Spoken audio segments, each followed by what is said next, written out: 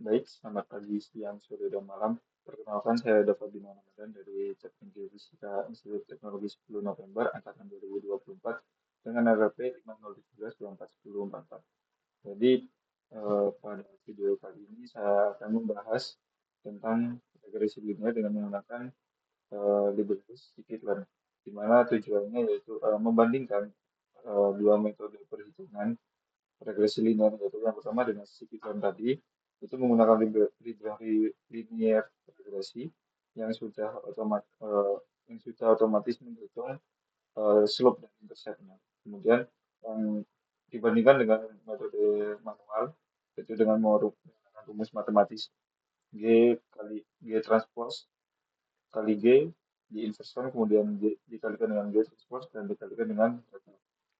Nah, tujuannya membandingkan itu apa? Yaitu untuk membuktikan bahwa keduanya memberikan hasil yang sama, slope dan intercept eh, yang identik, tapi dengan yang scikit-learn ini itu lebih sederhana penggunaannya. Nah, baik, akan kita mulai langsung saja.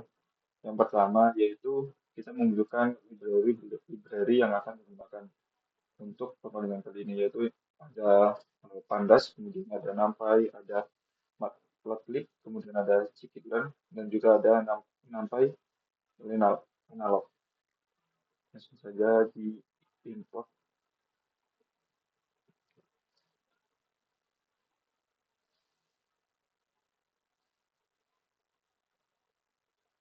Nah, ini adalah library yang akan kita gunakan. Yang kedua yaitu kita akan memasukkan data Excel yang sebelumnya sudah saya upload pada folder yang sana di Jupyter Notebook. Itu isinya ada tahun, kemudian ada eh ah maaf sebelumnya, ini saya akan menggunakan data kecepatan suhu permukaan air laut di wilayah Meksiko yang ada yang seharusnya nanti di file itu ada tiga parameter. Yang pertama tahun, kemudian suhu permukaan air laut, kemudian ada eh, kecepatan angin, di mana apabila disambungkan suhu permukaan air laut dengan kecepatan angin itu akan bisa digunakan untuk memprediksi sebuah badai. Nah, namun pada kesempatan kali ini kita cuma akan menggunakan dua parameter, yaitu tahun dan juga suhu permukaan air laut.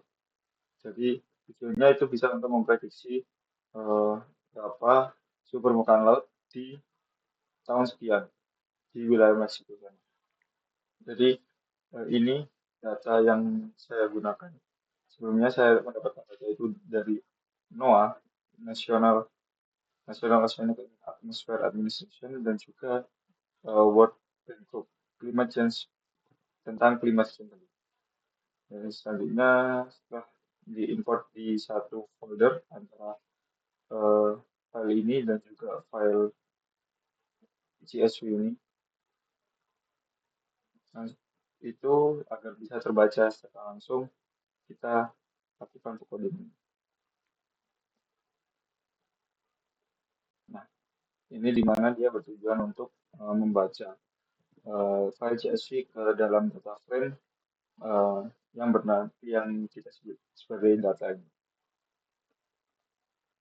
Nah, setelah itu eh, karena kita menggunakan dua parameter tadi antara tahun dan juga suhu permukaan laut, maka kita harus memasukkan kedua parameter itu eh, menjadi ke sumbu X dan sumbu Y, di mana yang X ini kita ambil sebagai parameter tahun, kemudian yang Y itu kita ambil untuk parameter suhu permukaan lautnya, yaitu dengan seperti ini. Nah, di mana ia berbentuk sebagai variabel independen antara X dan Y, dengan X adalah tahunnya dan juga Y adalah suhu permukaan laut. Dikonversi dengan NumPy array supaya bisa diproses lebih mudah. Nah, ini untuk penamaan ini antara year dan SST itu berdasarkan data tabel tadi. Apabila kita mengubah menjadi tulisan tahun dan juga suhu permukaan laut gitu, maka kita harus mencocokkannya dengan di sini. Karena apabila tidak cocok maka dia tidak akan terbaca. Yang selanjutnya itu eh, kita akan menampilkan 10 data pertama dari X, dari variabel X dan juga variabel Y sebagai apa ya, em, sebagai cross check aja apa urutan data itu benar gitu. Karena kalau nanti dalam geofisika pastinya datanya bukan 100, 200 gitu kan, bukan ratusan, pasti bahkan ada yang ribuan bahkan jutaan gitu. Makanya untuk mengecek, mengcross check itu tidak apa ya, hanya perlu 10 data gitu. Jadi apabila 10 data itu sudah sesuai urutan maka sudah dipastikan benar. Pengecekannya dilakukan dengan coding seperti ini. Nah, jadi setiap eh, parameter X dan Y itu akan ditampilkan 10 baris pertama untuk memastikan agar data X dan Y-nya itu terbaca dengan benar. Nah, seperti itu. Ini X, contohnya X 10 data pertama itu ada 1980, itu sebagai tahun. Kita bisa proses di sini sampai 10. Nah, itu 1980 dan juga yang ke 1981. Kemudian yang Y juga sama, sudah benar, ini SST. Kemudian yang ke selanjutnya yaitu eh, mereshape atau mengubah urutan angka itu menjadi se-array dua dimensi. Dan itu merupakan syarat dari scikit-learn ini. Misalnya dari 1980, 1981, dan 1982 itu menjadi sebuah bentuk matriks gitu untuk dilakukan seperti itu.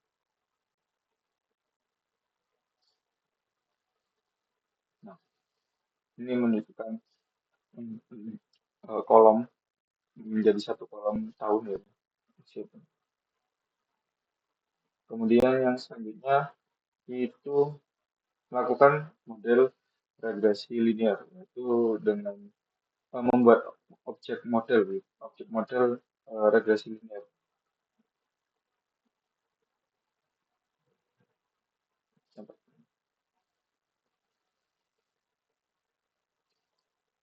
Nah, jadi bentuk seperti ini akan keluar objek seperti ini.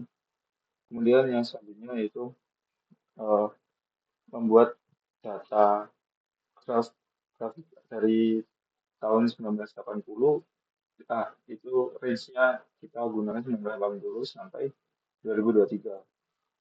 Nah, untuk menggambar garis garis regresinya. Kemudian juga untuk menghitung nilai dari suhu permukaan air laut juga agar bisa digunakan untuk prediksi nanti.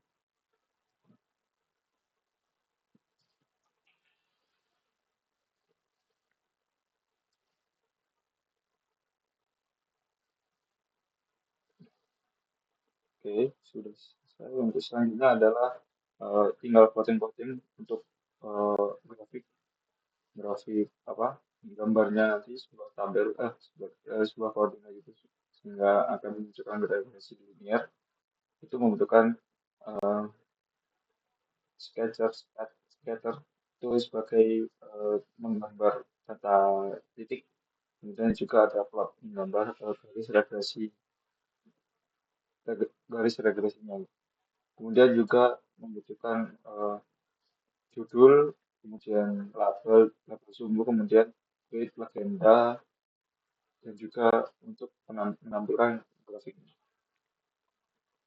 Itu seperti ini.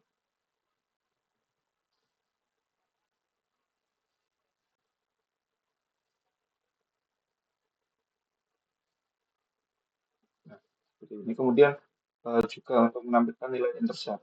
Intercept dari regresi linear dengan menggunakan scikit-learn ini dan juga untuk menentukan slope-nya juga dari hasil modelnya itu dengan menggunakan coding ini. Nah, ini dia eh, model dari scikit-learn. Ini masih belum diketahui intercept dan slope-nya. Maaf, ini saya. Nah, ini untuk memberikan eh, apa mengetahui intercept dan modelnya dan slope-nya itu berapa.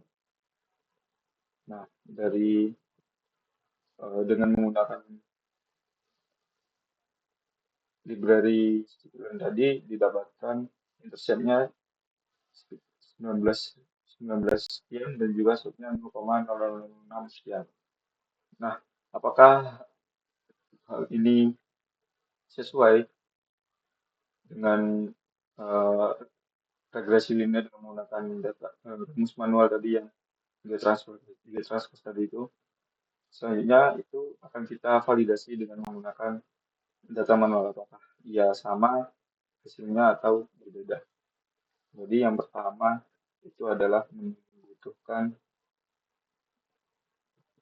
uh, array sama menggunakan NP array dari data tahun dan juga data permukaan laut.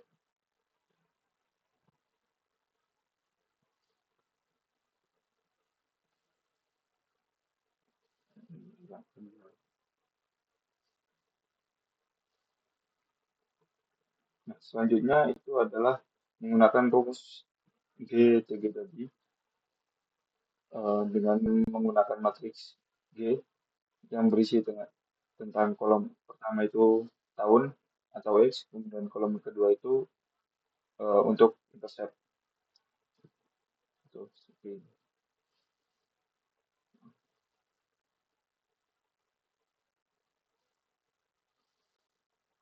seperti ini.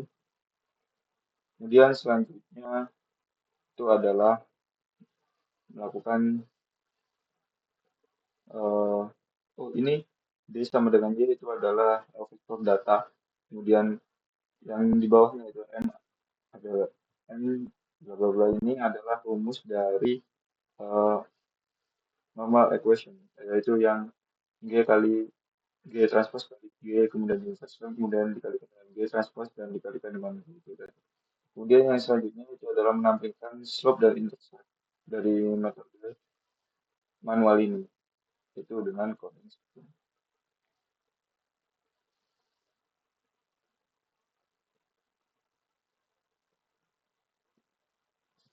Nah, kemudian yang lanjut membuat titik-titik dari data tahun dari 1980 sampai 2023 dan juga untuk menghitung nilai garis regresi uh, Y menggunakan persamaan linear minimal.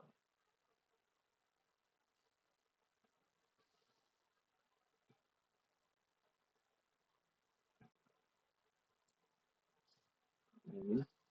Kemudian selanjutnya adalah print dari dari grafiknya. Grafik dengan metode manual apakah sama dengan sedikit yang tadi zoom. Nah, dari perhitungan manual itu didapatkan interceptnya 19 sekian, juga subnya 0,06 sekian gitu. Dan hasil ini sama dengan Skitlen dan didapatkan garis regresinya itu sama dengan yang Skitlen. Dan juga, jadi kesimpulannya untuk yang soal pertama, apakah Skitlen itu em, sama memiliki hasil yang sama dengan regresi manual? Jadi jawabannya itu sama. Dan soal yang kedua, eh, dengan pikiran apakah kita bisa melakukan prediksi data ke depannya itu bagaimana? Jadi kan itu diketahui eh, suhu permukaan laut pada tahun 1980 sampai 2023. Nah, kalau kita mau cari yang 2030, 2050 atau berapa gitu yang di luar yang datanya di luar dari range data itu, apakah bisa gitu. Mari kita coba dengan menggunakan persamaan dari intercept dan slope tadi. Itu bisa diketahui. Hmm, prediksi. Nah, ini jadi untuk prediksinya uh,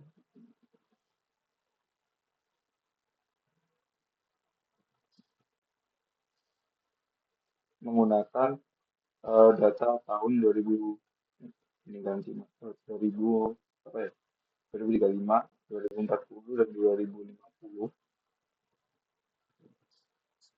Jadi bagaimana dia dapat menemukan datanya di tahun tersebut padahal dia tidak ada di range antara 1980 sampai 2023 itu adalah dengan memanfaatkan intercept dan slope-nya tadi. Kemudian dimasukkan ke persamaan eh, Y sama dengan MX plus A gitu. Kemudian kita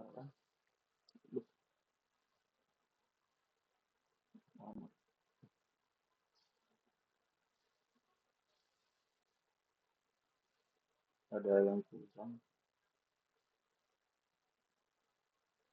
Nah, ini dia pada tahun 2025 diprediksi suhu permukaan air laut di sekitar Meksiko sana sekitar 20 20 derajat Celcius. Kemudian 2040 ini 2050 itu 20 derajat Celcius. Sekian video singkat dari saya tentang gravitasi unit dengan menggunakan hidrostatik. Mohon maaf apabila ada kesalahan. Terima kasih telah menyaksikan.